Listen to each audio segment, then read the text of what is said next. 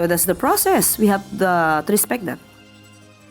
Walang magagawa ang Malacanang kundi irespeto ang proseso ng Kamara. Ito ang pahayag ng palasyo kasunod ng pagdedeklara ng House Justice Committee na sufficient in form ang inihaing 2 impeachment complaints laban kay Pangulong Ferdinand Marcos Jr. Sa naturang impeachment complaints, inakusahan si PBBM ng graft and corruption, culpable violation of the Constitution at betrayal of public trust.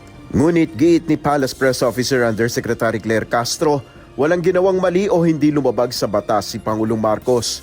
Even before, sinabi na po ng Pangulo na alam niya na wala siyang ginawang mali, wala siyang ginawang paglabag sa batas, at wala siyang ginawang impeachable offense.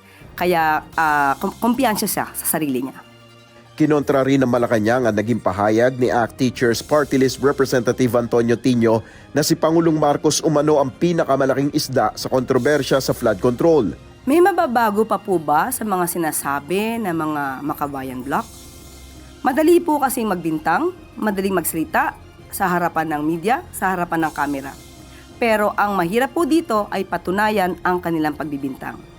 Hindi naman po ibig sabihin na kaya sila po ay hinahayaang magsalita at meron silang freedom of expression, ay maaari na po silang magsalita ng basta-basta nang walang anumang ebidensya.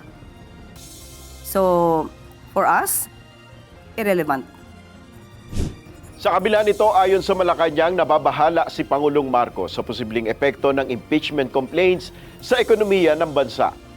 Nel Maribuhok, UNTV News and Rescue, Diyos ang aming sandigan, serbisyo publiko ang aming pinahalagahan.